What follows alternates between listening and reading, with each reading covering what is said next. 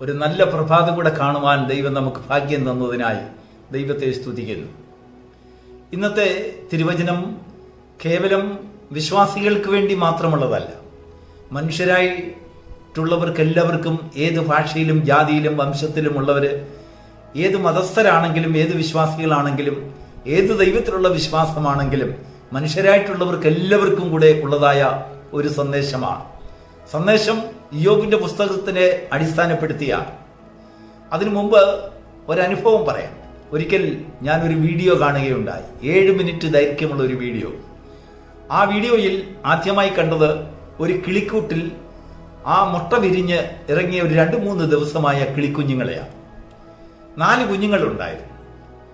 സാധാരണയായി ആ കുഞ്ഞുങ്ങൾക്ക് ആ കിളിക്കൂട്ടിൽ ഒരു പറക്കപ്പരുവമാകുന്നിടം വരെ അതിൻ്റെ മാതാപിതാക്കൾ കൊണ്ടുവരുന്ന ഭക്ഷണത്തിന് വേണ്ടി അത് കാത്തിരിക്കും. ഒരു ചെറിയ ശബ്ദം കേട്ടാൽ ഉടനെ അവരുടെ ശരീരത്തെക്കാൾ വലിയ വായ് തുറന്നും കൊണ്ട് ആഹാരത്തിന് വേണ്ടി അത് അലമുറ കൂട്ടും. അങ്ങനെ നോക്കിയിരിക്കുമ്പോൾ ഒരു ചെറിയ ചേര എന്ന് പറഞ്ഞാൽ ഒരു മീഡിയം സൈസിലുള്ള ഒരു ചേര മരത്തിൽ കൂടെ എഴഞ്ഞെഴഞ്ഞ് ചെന്ന് ഈ കൂട്ടിലേക്ക് ചെന്നു. ഈ കൂട് തുറന്നിരിക്കുന്ന കൂടാണ്. പക്ഷെങ്കിൽ കിളിക്കുഞ്ഞുങ്ങൾക്ക് ശത്രു ഏതാണ്, മിത്രം ഏതാണെന്ന് അറിയില്ല. അവരെ വിഴുങ്ങുവാനാണ് ഈ ചേര വന്നിരിക്കുന്നത് എന്ന് അവർ മനസ്സിലാക്കിയില്ല. എന്ത് ചെയ്തെന്നറിയാമോ? അതിലുള്ള ഒരു കിളി ചേരയുടെ അനക്കം കണ്ടപ്പോൾ, അതിന്റെ മുഖം കണ്ടപ്പോഴേക്കും എല്ലാവരും വാ തുറന്നു. അവർക്ക് ആഹാരമായിട്ട് ചെന്നിരിക്കുകയായിരിക്കും. ആ ചേര അത് നാക്ക് നീട്ടിയപ്പോൾ തീർച്ചയായിട്ടും ഇവർക്ക് തിന്നുവാനുള്ള ആഹാരമാണെന്നാണ് കിളിക്കുഞ്ഞുങ്ങൾ വിചാരിച്ചത്. അതിൽ ഒരു കിളിക്കുഞ്ഞ് എന്ത് ചെയ്തെന്നറിയാമോ? വളരെ വിശാലമായിട്ട് അതിന്റെ വാ തുറന്ന് ആ ചേരയുടെ തലയ്ക്ക് കയറി പിടിച്ചു. എന്തിനു പറയുന്നു? കേവലം 7 മിനിറ്റ് കൊണ്ട് ആ ചേരയെ ആ കിളിക്കുഞ്ഞ് അതിന്റെ വയറ്റിലാക്കി. നമുക്ക് വിശ്വസിക്കാൻ കഴിയില്ല. ഇത്ര വലിയ ഒരു പാമ്പിനെ ഈ കിളിക്കുഞ്ഞ് നിമിഷ നേരം കൊണ്ട് അതിന്റെ വയറ്റിലാക്കി. എന്നാൽ അതിന്റെ ശരീരം വീർത്തില്ല. അത് എങ്ങനെ പോയി, എങ്ങനെയാണ് അത് സാധിച്ചതെന്ന് നമുക്കിപ്പോഴും അത് കാണുന്നവർക്ക് അത് വളരെയധികം അതിശയം തോന്നിപ്പോകും. എന്നാൽ വേറൊരു സംഭവം കൂടെ പറയാം. നമ്മുടെ നാട്ടിലെല്ലാം ആനയെ നമ്മൾ കാണുന്നുണ്ട്. ഹിപ്പോപ്പൊട്ടാമസ്, ആന, അങ്ങനെ വലിയ ശരീരമുള്ള ആ മൃഗങ്ങളെ നമ്മൾ കാണുന്നുണ്ട്. ഈ ആനയേക്കാൾ വലിയൊരു മൃഗത്തെ ഭക്ഷിക്കാൻ കഴിയില്ല. ദൈവം അതിന് കൊടുത്തത് സസ്യാഹാരമാണ്. എന്ന് പറഞ്ഞാൽ ഹിപ്പോപ്പൊട്ടാമസിനെ കുറിച്ചും നദീഹത്തെക്കുറിച്ചുമൊക്കെ ഇയ്യോബിനോട് ദൈവം പറയുന്നു.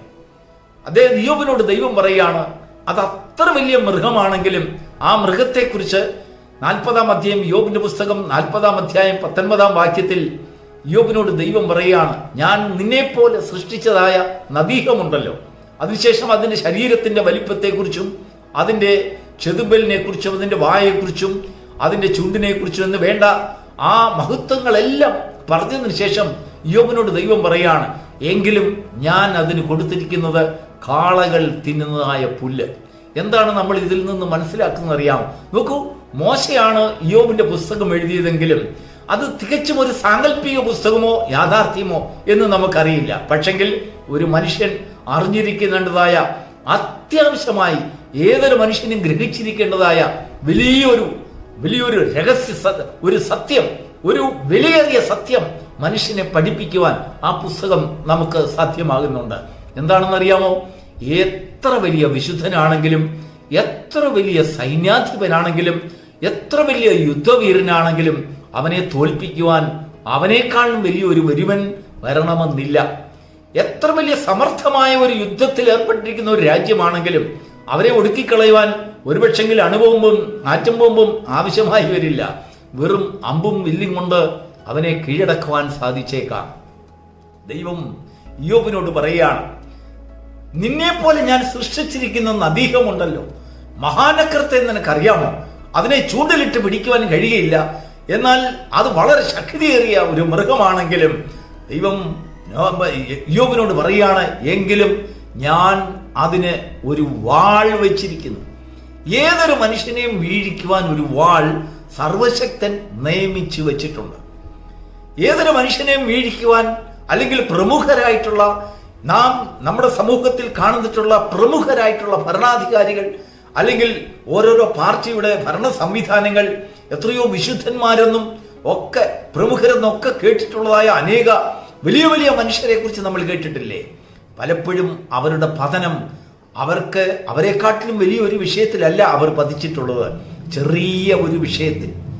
നമ്മുടെ ദൃഷ്ടിയിൽ നിസാരമെന്ന് തോന്നുന്ന ചില വ്യക്തികളെ കൊണ്ട് നിസാരത്വം പറഞ്ഞ് അവരെ കീഴ്മേൽ മറിക്കുവാൻ സാധിക്കും എന്ന് മനുഷ്യനെ പഠിപ്പിക്കുകയാണ് യോബിന്റെ പുസ്തകം. ദൈവത്തിന് സ്തോത്രം. അതിനൊരു പ്രതിവിധി കൽപ്പിച്ചിട്ടുണ്ട്. യോബിന്റെ പുസ്തകം 1-ാം അധ്യായത്തിൽ ദൈവം സാത്താനോട് നീ അവനെ തൊട്ടോ എന്ന് സാത്താനോട് ദൈവം ചോദിക്കുമ്പോൾ സാത്താൻ ദൈവത്തോട് പറയാണ്, നീ അവന് ചുറ്റും വേലി കെട്ടിയിട്ടില്ലയോ? Praise the Lord.